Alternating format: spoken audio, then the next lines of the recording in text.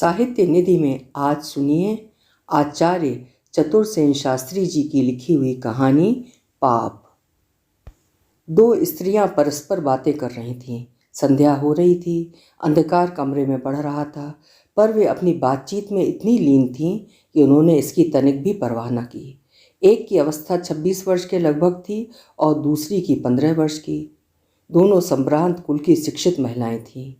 कमरा खूब सजा हुआ था और ये दोनों सुंदरियां एक तख्त पर मसनद के सहारे अस्त व्यस्त पड़ी अपनी बातों में दीन दुनिया भुलाए बैठी थीं। बड़ी स्त्री अत्यंत सुंदर थी। उसकी खिली हुई आंखें और उभरे हुए होंठ प्रबल लालसा के द्योतक थे। खूब गहरे और खूब काले बालों से उत्कट वासना प्रकट हो रही थी। वो खूब मजबूत, मांसल और मुस्तैद औरत थी। दूसरी स्त्री अत्यंत नाजुक बदन, अविकसित कली के समान अस्फुट, पीली, दुबली, पतली किंतु सुंदरी थी। उसकी नासिका का मध्य भाग कुछ उभरा हुआ था और आंखें कटाक्ष युक्त थीं।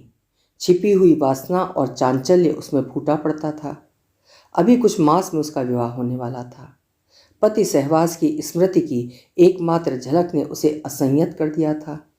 अब स्त्री के पति क्या वस्तु है, पति नहीं पुरुष क्या वस्तु है, यही उसके विचार और कल्पना का विषय था।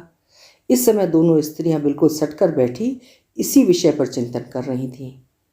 छोटी स्त्री ने कहा, अरे मैं तुम्हें चाची कहूं या बहन जी या क्या, कुछ समझ में नहीं आता। जो चाहे सो कहा कर। अब ऐसी ऐसी बातें करती हो तो चाची कैसे हुई? न सही बहन जी सही। अच्छी बात है, अब मैं बहन जी कहा करूंगी, पर बाबू साहब को क्या कहना होगा? जीजा जी, अब तो तेरे जीजा जी हो गए ना? नहीं नहीं, ऐसा नहीं, जीजा जी बहुत बुरे हुआ करते हैं। बुरे क्या हुआ करते हैं? सब भांति ये हंसी दिल्लगी करते हैं। मैं उनसे हंसी दिल्लगी करती क्या सजूंगी, बोलूंगी कैसे? क्या वो कोई बाग है? जिया जी की मरम्मत तो सालियां ही करती हैं। ना भाई, मुझसे ऐसा ना होगा, उनके सामने से मैं भाग जाऊंगी। भाग कैसे जाएगी? साली बनना क्या हंसी खेल है? इस बार होली खेलना होगा। वाह, ये भी कहीं हो सकता है? बालिका कुछ हंसकर गर्दन टेढ़ी करके बोली और दूसरी स्त्री की गोदी में सिर छिपा लिया। नहीं, कैसे हो सकता? होली तो खेलना ही होगा। बाहर पद ध्वनि सुनकर दोनों चौंकी। बालिका ने कहा, लो जिया जी आ रहे हैं, अब मैं जाती हूँ। वह जाएगी कैसे? आज उनसे बातें करनी पड़ेंगी। नहीं नहीं, मैं जाती हूँ। बालिका उठकर भागने लगी। दूसरी स्त्री ने उसे कसकर खींच लिया और कहा, जाएगी कहाँ? जीजा जी से बातें करनी होंगी। कमरे में स्त्री के पास किसी और को बैठा देख राजेश्वर बाहर ही ठिठक गए। वो दूसरे कमरे में जाने लगे। पत्नी ने पुकार कर कहा, चले आइए, यहाँ आपकी नई साली साहिबा हैं और कोई नहीं। राजेश्वर जरा झिझकते हुए भीतर गए। बालिका सिकुड़ कर गृहिणी की पीठ पीछे छिप रही। गृहिणी ने हंसकर कहा, जिया जी को प्रणाम नहीं? बालिका ने चुपके से हाथ जोड़कर प्रणाम किया। राजेश्वर ने पूछा, कौन है? आप नहीं जानते? पड़ोस के प्रोफेसर साहब की कन्या किशोरी है। हम लोगों ने बहनापा जोड़ा है। अब ये आपकी साली और आप इसके जीजाजी हुए।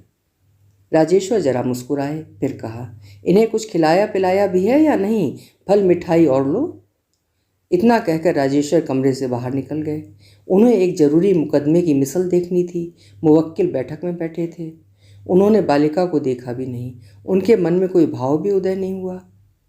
उनके जाने पर बालिका ने कहा, बहन जी, ये तो बहुत मीठा बोलते हैं। क्या रीझ गई? हटो, ऐसी बातें ना करो। मेरे यहाँ रहने से बाहर चले गए, मुझे जाने क्यों नहीं दिया? वे यहाँ बैठते। तेरे सामने बैठने में क्या उन्हें डर लगता था? मेरी वजह से तो वो चले ही गए। चले जाने दे, जा कहाँ सकते हैं? न खेल नथी हुई है। वो एक क्षण भी तो मेरे बिना नहीं रह सकते। ये कहते हुए युवती के नथने फूल गए, आंखों में मद छा गया। बालिका ने सखी की ओर देखकर कहा, सच कहना बहन, क्या वे तुम्हें इतना प्यार करते हैं? तू प्यार को क्या जाने पगली, अभी तो अल्हड़ बछुड़ी है। ससुराल का रस तूने देखा नहीं है। अच्छा सच कहो, ये तुम्हें कितना प्यार करते हैं? जितना जगत में किसी ने किसी को नहीं किया। और तुम भी प्यार करती हो या नहीं? मैं क्यों करने लगी? युवती ने दो धप्प बालिका को लगा दी। इसके बाद कहा, अच्छा कह, कैसे हैं? बहुत अच्छे हैं। तुझे पसंद आए? हटो, कैसी बातें करती हो? कह कह नहीं घूंसे मार मार कर ढेर कर दूंगी। बालिका ने स्वीकार सूचक सिर हिलाकर मुंह सखी के आंचल में छिपा लिया। युवती गर्व से फूल गई। उसने दो चार घूंसे जमा कर कहा, कहीं आगे पीछे बात न करने लगना। वाह, मैं बातें कैसे करूंगी? हाँ सुनो, उन्हें नाश्ता तो करा दो, बेचारे थके हारे कचहरी से आए हैं।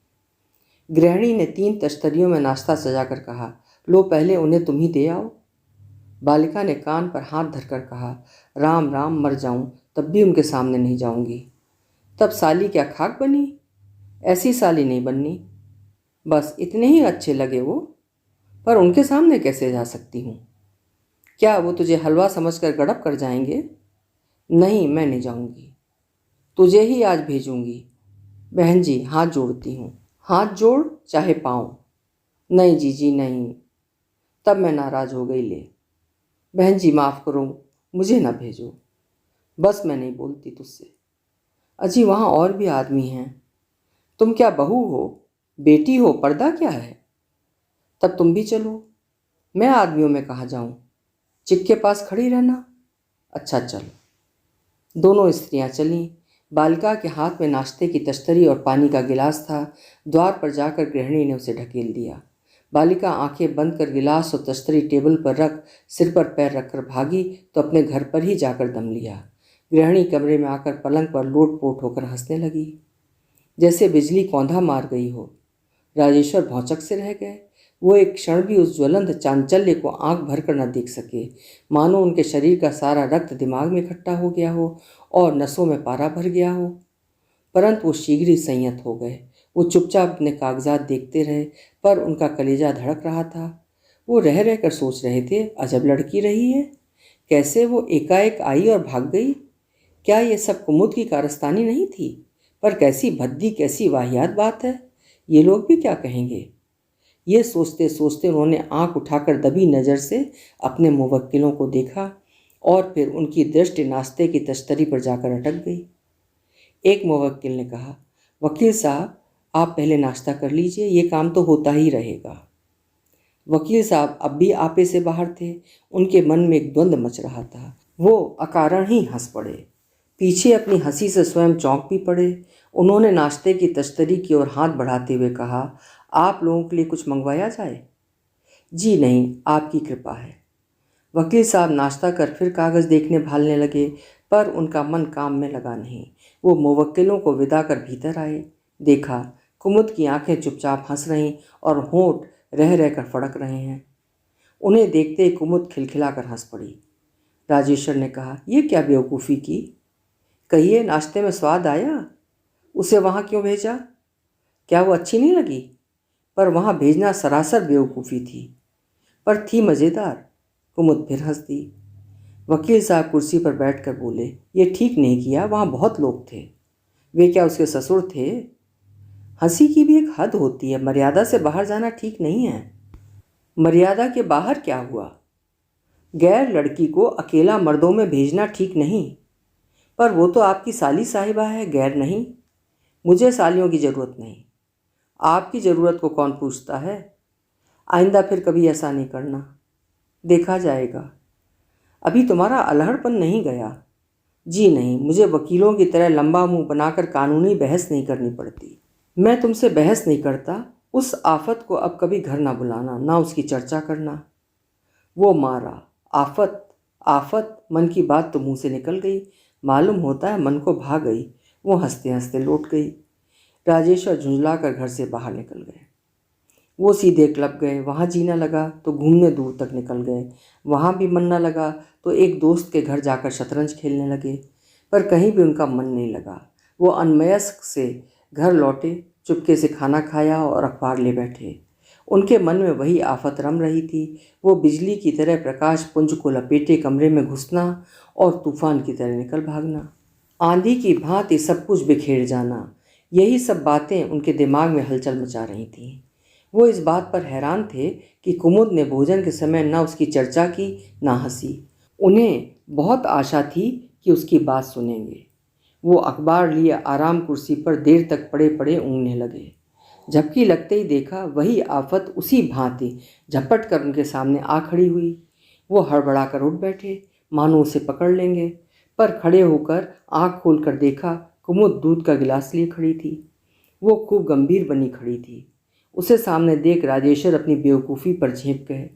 वो चुपचाप कुर्सी पर बैठ गए, फिर बेवकूफ़ की भांति हंसकर बोले, मुझे नींद आ गई? जी हाँ, उसी में कुछ सपना देखकर शायद हड़बड़ा कर उठ पड़े, पर सामने कोई और ही खड़ा मिला। लीजिए, दूध पी लीजिए और फिर आराम से रात भर सपने देखिए। कुमुद ने अब भी अपनी गंभीरता भंग न की। राजेश्वर सोच ही न सके क्या जवाब दें। वो चुपचाप दूध पीने लगे। कुमुद उन्हें एक पान देकर चली गई तो राजेश्वर ने उसका हाथ पकड़कर कहा, भागती कहाँ हो? अपनी उस नई सखी का सब हाल सुनाओ। जी, उसकी बात न कीजिए। नहीं नहीं, बताओ तो, तुमने क्या समझकर उसे वहाँ भेजा था? जी नहीं श्रीमान जी, उसकी बात करने का मुझे हुक्म नहीं है। राजेश्वर ने कुमुद को खींचकर कुर्सी पर गिरा दिया और दोनों हाथों से गला दबाकर बोले, बोलो नहीं तो गला घोंट दूंगा। घोंट दीजिए श्रीमान जी, पर एक सांस तो लेने दें। अच्छा, लो एक सांस। कुमुद झटका देकर उठी और राजेश्वर को गिराती तथा कुर्सी में अटकी अपनी साड़ी फाड़ती और हंसती हुई वहां से भाग गई। राजेश्वर बकझक करते ही रह गए। वकील साहब की उम्र 40 को पार कर गई थी। वो बहुत गंभीर और उदासीन प्रकृति के आदमी थे।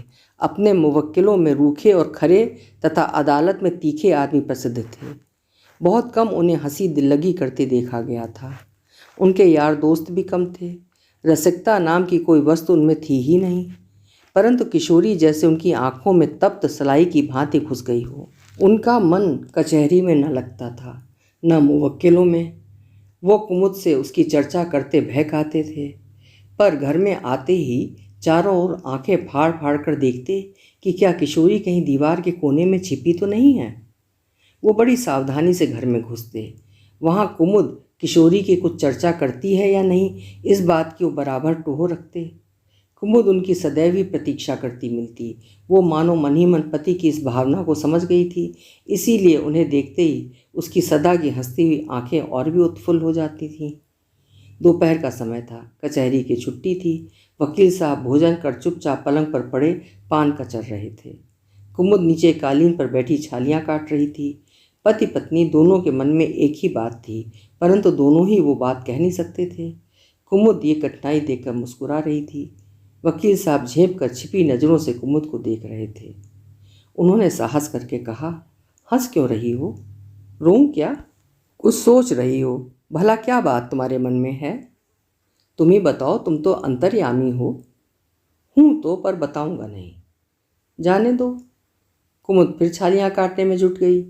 इस बार उसकी हंसी रुक न सकी। वो मुंह फेर कर हंसने लगी। तुम मुझे बेवकूफ़ समझती हो, क्यों? बेशक इसमें आपको कुछ आपत्ति है। मैं बेवकूफ़ क्यों हूँ?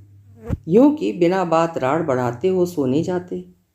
तब तो मैं सोता हूँ, कहकर राजेश्वर करवट बदल कर सो गए। कुमुद ने और बातें नहीं की। वो वहीं बैठी सरौता चलाती तथा धीरे धीरे गुनगुनाती रही।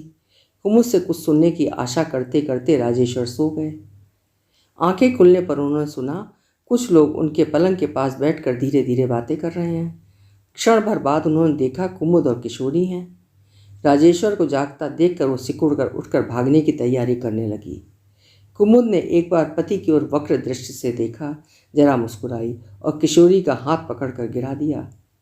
राजेश्वर ने रसिक की भांति कहा, यह हाथापाई क्या हो रही है? क्यों? आपको जामिन किसने बनाया? मेरा घर है, मैं जो चाहूँगी करूँगी। कभी नहीं। अपना घर होने से ही क्या हुआ? किसी पर अत्याचार न कर पाओगी। ये अंग्रेजी राज है, समझी? समझी। और आप हैं एक नामी गिरामी वकील, परंतु यहाँ कच्चे मुवक्किल नहीं, वकालत रहने दीजिए, धेला भी नहीं मिलेगा। राजेश्वर उठकर हंसते हुए बैठ गए। किशोरी ने लजाते हुए हाथ जोड़कर प्रणाम किया। राजेश्वर ने उसे आंख भरकर देखना चाहा, पर देख न सके। वो दूसरी ओर मुंह करके हंसने लगे।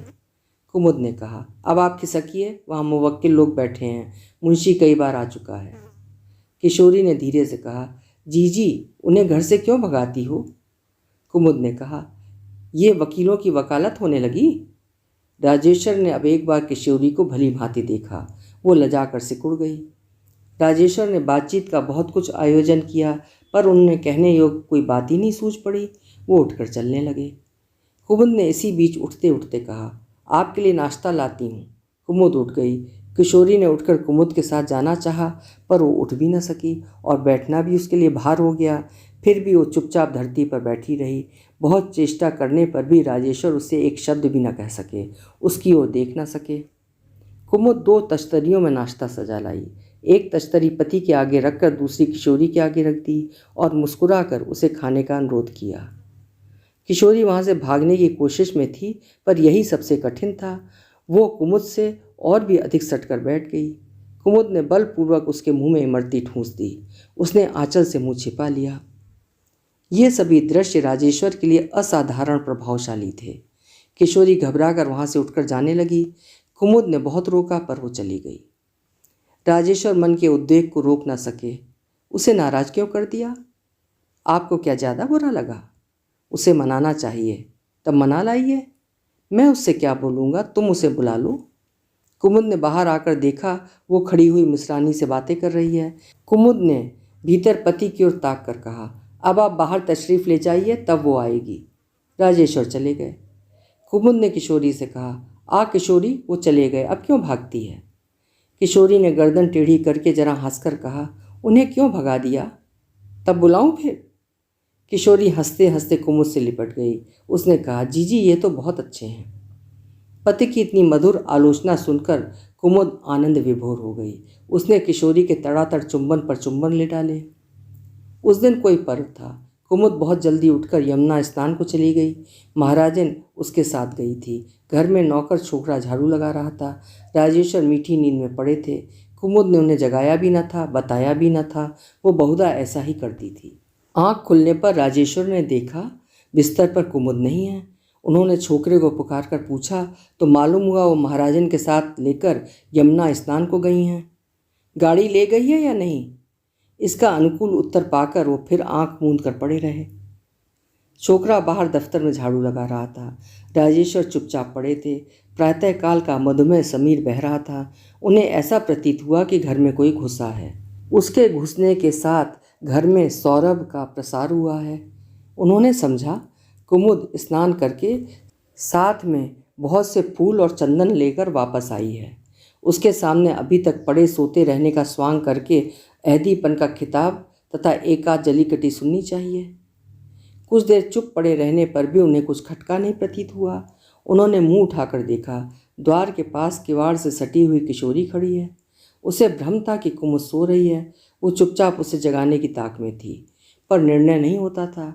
अब एकाएक राजेश्वर को सामने देखकर वो घबरा गई, पर वो भागी नहीं। उसने अपने को संभाला और मुस्कुराकर राजेश्वर को प्रणाम किया। आज इस समय इस शून्य में किशोरी को इस अवस्था में देखकर राजेश्वर के शरीर में प्रसुप्त वासना का एक बारगी उदय हो ही गया। क्षण भर वो श्वास भी न ले सके। कुछ देर तक वो उसे देख न सके, न एक शब्द कह सके। किशोरी ये देख वहाँ से खिसक चली। राजेश्वर ने कठिनाई से कहा, जाती कहाँ हो किशोरी, कैसे आई थी? मैं बहन जी को बुलाने आई थी, जमुना जाना था, रात उन्होंने कहला भेजा था। कहाँ हैं? राजेश्वर ने झूठ बोल दिया। ठहरो, वो अभी आती है। झूठ कहकर वो मानो थरथर कांपने लगे। उनका कंठ सूख गया। उन्हें मानो ज्वर का वेग हो गया। उन्होंने सूखे कंठ से कहा, बैठो किशोरी। किशोरी खड़ी ही रही। वो कुछ भी निर्णय न कर सकी, न वो जा ही सकी। इस बीच राजेश्वर साहस करके उठकर उसके पास आए। उसने समझा वो बाहर जा रहे हैं। वो द्वार से हटकर कमरे में एक ओर हो रही। हठात राजेश्वर ने उसका हाथ पकड़कर कहा, किशोरी, क्या तुम मुझसे डरती हो? किशोरी के शरीर में रक्त की गति रुक गई। वो पीपल के पत्ते की भांति कांपने लगी।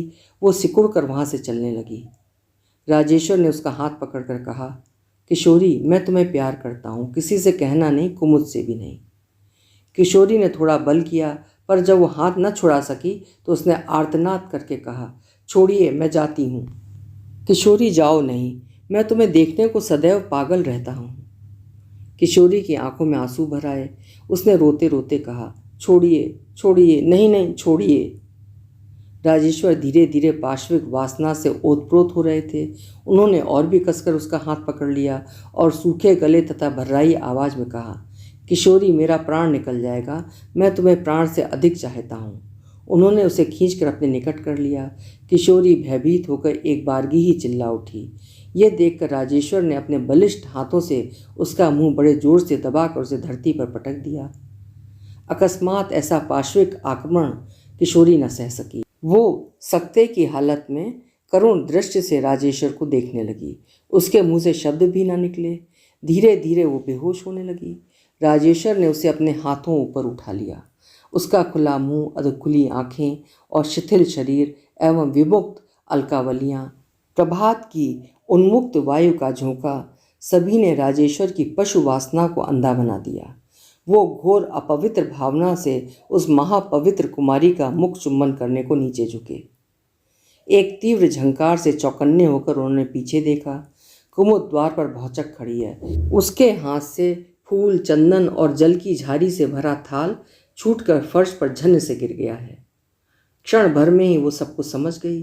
वो अग्निमय नेत्रों से पति को देखती हुई भीतर चली आई। राजेश्वर से उसने एक शब्द भी न कहा। वो चुपचाप किशोरी को इसी अवस्था में छोड़कर बाहर चले गए। कुमुद ने किशोरी को झटपट उठाकर पलंग पर सुलाया, परंतु इससे प्रथम ही वो होश में आ गई। वो कुमुद को देखते ही जीजी जीजी कहकर उसे गले से लिपट कर रोने लगी। कुमुद भी खूब रोई। किशोरी ने अंत में कहा, जीजी क्या वो ऐसे हैं? किशोरी, मुझे इसका स्वप्न में भी संदेह न था। मैं पृथ्वी में सबसे अधिक गर्व अपने पति पर करती थी और उन्हें अपने प्रेम के कवच से रक्षित समझती थी। आज मैंने उन्हें पहचाना। किशोरी, मैं बड़ी ही अभागिन और अधम नारी हूँ। नहीं जीजी, ऐसा ना कहो। इसमें तुम्हारा क्या दोष है? सब मेरा ही दोष है। मैंने ही तुझे उनके सामने भेजा, हंसी की और उनमें साहस उत्पन्न किया, पर मुझे क्या मालूम था कि विनोद को भी पापी व्यक्ति पाप के रूप में काम में लाता है। किशोरी कुछ न कहकर उठ खड़ी हुई। कुमुद ने कहा, क्या जाती हो? अभी न जाने पाओगी। क्यों? क्या तुम मुझसे भी घृणा करती हो? नहीं जीजी। किशोरी की आंखों में आंसू भर आए। वैसा ही समझती हो? वैसा ही। तब अभी ठहरो, मैं तुम्हें साथ चलकर पहुंचा दूंगी। अभी चलो जीजी। जरा ठहर, एक और वचन लूंगी। क्या? ये बात कभी किसी से न कहेगी? कभी भी न कहूँगी, किशोरी ने उदास स्वर में कहा, और यहाँ बराबर उसी भांति आती रहेगी। किशोरी ने कातर दृष्टि से कुमुद को देखकर कहा, ना, ये ना होगा जीजी। तब मैं जहर खाकर प्राण त्याग दूंगी। ना जीजी, ये क्या कहती हो? तुझे नित्य इसी भांति आना पड़ेगा। परंतु मेरे दम में दम है, वहाँ तक कोई तुझे छू भी न सकेगा, आंख उठाकर भी नहीं देख सकेगा। मैं आऊँगी जीजी। किशोरी जोर से रोकर कुमुद से लिपट गई। कुमुद रोई नहीं। वो कुछ देर चुपचाप उसे छाती से लगाए खड़ी रही। इसके बाद उसने उसे कुर्सी पर बैठा कर, अब यहीं नहा ले, फिर भोजन कर घर चलेंगे, मैं माताजी को कहलाए देती हूँ। कुमुद ने यही किया। वकील साहब बिना भोजन किए ही कचहरी में भाग गए। कुमुद ने भी कुछ भोजन नहीं किया। किशोरी ने नाम मात्र को खाया। इसके बाद कुमुद किशोरी को घर जाकर उसे छोड़ आई। उस दिन संध्या तक वो वहीं रही। चलती बार एकांत पाकर उसने किशोरी के पैर छूकर कहा, किशोरी, मेरी इज्जत तेरे हाथ में है। तूने वचन दिया है, पूरा करना। किशोरी ने कुमुद की गोद में मुंह छिपाकर कहा, यह क्या कहती हो जीजी? प्राण जाएं पर वो बात मुंह से नहीं निकलेगी। कुमुद ने व्याकुल दृष्टि से उसे ताकते हुए कहा, उनसे साक्षात होने पर तुझे उसी भांति बोलना और व्यवहार करना पड़ेगा जिस भांति अब तक करती रही है। किशोरी ने आंखों में आंसू भरकर कहा, मैं करूंगी जीजी। कुमुद उसे छाती से लगा और प्यार करके घर चली आई। रात को राजेश्वर साहस करके घर में आए। कुमुद फर्श पर बैठी कुछ फटा वस्त्र सी रही थी। वो सामने कुर्सी पर बैठकर अकारण ही हंसने लगे। कुछ ठहर कर कुमुद ने कहा, भोजन हुआ या नहीं? मैं जरा किशोरी के घर गई थी। भोजन कर लिया। वो फिर हंसने लगे। कुमुद अपना वस्त्र सीती रही। उसने सीते सीते ही कहा, आप सुबह खाना खाए बिना ही क्यों चले गए थे? भूख ही नहीं थी, फिर तुम्हारे तीखे नैनों का भी भय था। वो फिर ही करके हंसने लगे। कुमुद ने वस्त्र और सुई एक तरफ रख दी। वो एक कुर्सी पर पति के सामने बैठ गई। उसने कहा, आज बहुत हंसी आ रही है, इसका कारण क्या है? कुछ भी जवाब न देकर राजेश्वर जोर जोर से हंसने लगे। इसके बाद वो कचहरी, मुवक्किल आदि की बहुत सी फालतू बातें बक गए। कुमुद ने सहज गंभीर स्वर में कहा, सुबह की घटना का क्या कारण था? राजेश्वर सहम गए, परंतु वो फिर ही करके हंस दिए। उन्होंने कहा, उसी ने छेड़छाड़ की थी। उसने क्या किया था? छेड़छाड़? अच्छा, फिर आपने क्या किया? मैंने भी वही किया। और वो फिर ही करके हंसने लगे। अर्थात? अर्थात वो फिर हंसने लगे। कुमुद ने कहा, आपने भी छेड़छाड़ की? की तो क्यों? कुमुद के प्रश्न का लहजा देख वकील साहब जरा सिटपिटाए, पर फिर उन्होंने हंसकर कहा, मेरा क्या कसूर है? वह क्यों आई थी मेरे पास? क्या आप समझते हैं कि वो इसलिए आई थी? इसीलिए आई होगी। राजेश्वर पत्नी की आंखों से दृष्टि न मिला सके। वो इधर उधर देखने लगे, चाह कर भी वो हंस ना सके। कुमुद ने अपने वस्त्र से पिस्तौल निकालकर धीरे से उसका घोड़ा दबाया। ये देख राजेश्वर का रोम रोम कांप गया। वो कुर्सी से उछलकर खड़े हुए। उन्होंने चीख कर कहा, ये क्या? क्या तुम मुझे गोली मारोगी? अभी नहीं, मैं ये देख तो लूँ कसूर किसका था। जिसका कसूर होगा उसे ही गोली मारी जाएगी। हाँ श्रीमान जी, कहिए, वो क्या इसीलिए आई थी? मैं कैसे कह सकता हूँ? तब आपने ये कहा कैसे? राजेश्वर कुछ भी जवाब न दे सके। वो इधर उधर ताकने लगे। कुमुद ने खड़े होकर कहा, बैठ जाइए श्रीमान, आप ठीक ठीक बताइए कि वो क्यों आई थी। ये मैं नहीं जानता। आप अवश्य जानते हैं। मैं नहीं जानता, उन्होंने क्रोध के स्वर में कहा। आप क्या इस समय क्रोध भी करने की हैसियत रखते हैं? कहिए वो क्यों आई थी, सत्य कहिए। आप मेरे पति हैं, मैंने आपको देवता समझा है। वो तुम्हें यमुना ले जाने के लिए आई थी, तब आपने उसे छेड़ा? राजेश्वर ने नीची गर्दन किए धीमे स्वर में कहा, हाँ। उसने क्या किया? मिन्नतें की, फिर भय से बेहोश हो गई। आपने ये कुकर्म क्यों किया स्वामी? राजेश्वर चुपचाप कुमुद के मुख को ताकते रहे। वो बोल न सके। कुमुद ने कहा, मेरा जीवन, गृहस्थ धर्म, पुण्य सभी अकारत हुआ। जिसे मैंने देवता समझकर पूजा, वो अब इतने दिन बाद पशु प्रमाणित हुआ। राजेश्वर चुप बैठे रहे। कहिए स्वामिन, मेरे पूज्य देवता, क्या मैंने नित्य आपके पैरों की धूल मस्तक तक नहीं लगाई? राजेश्वर चुप रहे। क्या मैंने सदा आपकी परछाई को अपने समस्त प्राण और शरीर से अधिक पवित्र नहीं समझा? राजेश्वर फिर भी नहीं बोले। कुमुद ने फिर कहा, क्या मैंने अनगिनत व्रत उपवास करके आपके जीवन, आपके प्राण, आपके व्यक्तित्व की रक्षा के लिए देवताओं से याचना नहीं की? क्या इस पृथ्वी पर आपके समान पवित्र, महान, सद्गुण युक्त पुरुष मेरी दृष्टि में दूसरा है? राजेश्वर की आंखों में आंसू आकर बहने लगे। उनके होंठ हिले, पर वो कुछ कह न सके। कुमुद के स्वर में दृढ़ता थी। उसने कहा, श्रीमान जी, क्या आपके घर आने पर किसी भले घर की बेटी की इज्जत की रक्षा भी संभव नहीं हो सकती? आपकी धर्मपत्नी से मिलने क्या किसी की बहू बेटी का यहाँ आना इतना भयानक है? आप वकील हैं, प्रतिष्ठित हैं, विद्वान हैं। लोग आपको सलाम करते हैं, आपको हुजूर कहकर पुकारते हैं, आपको बड़ा समझते हैं। आप एक जिम्मेदार सद्गृहस्थ हैं। पर क्या इन सब उत्तरदायित्व की बातों को आप पहचानते हैं?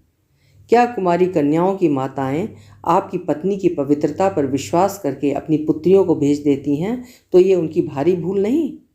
क्या आपका ये घर अति अपवित्र और सामाजिक जीवन का दुर्घट स्थान नहीं? राजेश्वर ने आवेश में आकर कहा, कुमुद, तुम मुझे गोली मार दो अथवा पिस्तौल मुझे दो, मैं स्वयं इस पतित प्राणों का अपहरण करूंगा। मुझे अब लज्जित न करो। कुमुद ने अति गंभीर वाणी में कहा, स्वामी, क्या कभी कहीं भी आपने ऐसा पाप किया था? नहीं कुमुद। मन, वचन, कर्म से?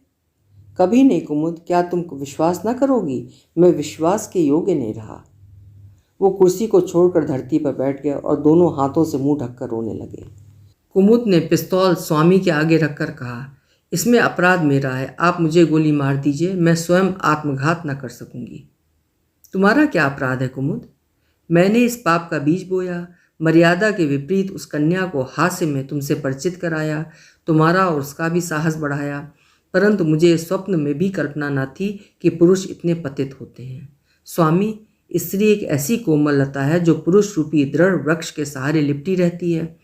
पुरुष स्त्री के लिए आदर्श वस्तु है। स्त्रियां हर बात में पुरुष को श्रेष्ठ और आदर्श मानती हैं। पर पुरुष यदि आदर्श से इतने गिर जाएं, तो फिर जीवन के एकांत क्षण भी विनोद और सरस जीवन से रहित हो जाएं। तुम सच कहती हो कुमुद, परंतु इसी युक्ति के आधार पर मैं कहता हूं कि तुम अपराधिनी नहीं, यदि तुमने अपने दाम्पत्य परिधि के विनोद में उस बालिका को सम्मिलित किया तो इसमें तुम्हारा कोई दोष नहीं था। तुम मेरी पत्नी हो, ये मुझे समझना चाहिए था। वो तुम्हारी सखी है, उसकी मर्यादा का पालन तो मुझे करना था। कुमुद, मैं समझ गया, पतित मैं हूँ, पाप तो मैंने किया है, परंतु वो तुम्हें पापिन समझेगी। वो यही समझेगी कि ये चरित्रहीन स्त्री पराई बहु बेटियों को सहेली बनाकर अपने पति से संश्लिष्ट कराती है। हाय, मैं ये कैसे सुन सह सकूंगा कुमुद। वही तो स्वामी, उत्तम है तुम मेरा प्राण हरण करके स्वयं भी आत्मघात कर लो। पिस्तौल में 3 गोलियां हैं। कुछ देर राजेश्वर स्तब्ध बैठे रहे। उसके बाद उन्होंने कहा, नहीं कुमुद, ये ठीक दंड न होगा। हमें प्राणनाश न करना चाहिए। क्या तुम विश्वास करती हो कि मेरी प्रवृत्ति बदल गई है? तुम्हारी सखी के प्रति मेरे भाव अब क्या हैं, ये भी जानती हो? हाँ, और सदैव आजन्म संसार भर की स्त्रियों के प्रति मेरे क्या भाव रहेंगे, ये भी समझ गई? समझ गई। प्रिय, इस पाप का हम दोनों को ही प्रायश्चित करना होगा। पाप होगा? कौन प्रायश्चित? अब सो रहो, सुबह कहूँगा। अच्छी बात है, एक अनुष्ठान जोड़ देना होगा। वो क्या? 3 वर्ष तक हम दोनों पृथक कमरे में शयन करेंगे। अच्छी बात है। कभी स्पर्श न करेंगे। अच्छा, ये बात कभी किसी पर किसी भांति प्रकट न की जाएगी। यदि प्रकट हो गई तो उसी दिन से शुरू करके फिर 3 वर्ष गिने जाएंगे। अच्छा कुमुद, यही होगा। हम लोग भूमि पर सोएंगे, एक वक्त भोजन करेंगे। मंजूर है। तब स्वामी, आज के मेरे इस अप्रिय व्यवहार पर दया कीजिए। जाइए, बाहर आपके शयन की उचित व्यवस्था हो जाएगी। राजेश्वर चुपचाप चले गए। होली का दिन था। कुमुद रसोई बना रही थी। एक थाल को आंचल से छिपाए किशोरी वहां पहुंच गई। वो बहुमूल्य गुलाबी साड़ी पहने थी। कुमुद के सामने वो खड़ी खड़ी हंसने लगी। कुमुद ने उसे भोजन का निमंत्रण दिया था। इतनी जल्द उसे आया देखकर उसने कहा, इतनी भूखी हो, अभी से आ गई? अभी तो कुछ बना भी नहीं। मैं बना लूँगी, परंतु पहले इधर देखो। उसने थाल की ओर इशारा किया। ये क्या है री? उसने थाल पर से आंचल हटाया। उसमें रोली, गुलाल रंग और मिठाई थी। उसने लज्जा से लाल चेहरे को ऊपर उठाकर कहा, मैं जीजा जी से होली खेलने आई हूँ। पागल हुई है क्या? जो समझो, उन्हें बुला दो ना। इसकी जरूरत नहीं है, तू बैठ, मैं स्वयं बुला लाती हूँ। नहीं, वो नहीं हो सकता, कुमुद ने अत्यंत रूखे स्वर में कहा। किशोरी की आंखों से टप टप आंसू गिरने लगे। वो उसी भांति थाल लिए खड़ी रही। उसकी आंखों में आंसू देख कुसुम रसोई छोड़ उठकर उसके पास आई। इसके आंसू पोंछ कर कहा, अरे रोती क्यों है री पगली? मैं होली खेल कर जाऊंगी। उस दिन तुमने क्या कहा था जानती हो? कुमुद ने क्षण भर किशोरी की ओर देखा। उसकी आंखें भर आईं। वो बिना उससे कुछ कहे राजेश्वर को बुला लाई। भीतर आकर राजेश्वर ने देखा किशोरी चुपचाप थाल गोद में लिए खड़ी है। उसकी शोभा ओस से भीगे गुलाब के समान थी। उन्होंने मुस्कुराकर कहा, मामला क्या है? बेवक्त की तलबी क्यों? आपकी साली साहिबा होली खेलने आई हैं। जूता उतार कर भीतर आइए। राजेश्वर भीतर आकर चौकी पर बैठ गए। किशोरी ने सामने बैठ थाल चौकी पर रख उनके माथे पर गुलाल लगा, रोली का टीका किया, फूलों की माला पहनाई और आंचल गले में लपेटकर झुककर राजेश्वर के पैर छुए। फिर मुस्कुराकर धीमे स्वर में कहा, इसमें से कुछ मिठाई खाइए। राजेश्वर ने बलपूर्वक आंसू रोककर मिठाई का एक टुकड़ा खाया। इसके बाद 100 रुपये का नोट किशोरी की गोद में डाल थाल से अंजलि भर फूल उठाकर किशोरी पर बरसा दिए। वो चले गए। उनके होंठों पर हास्य और आंखों में आंसू भरे थे। अभी आप सुन रहे थे आचार्य चतुर सेन शास्त्री जी की लिखी हुई कहानी पाप।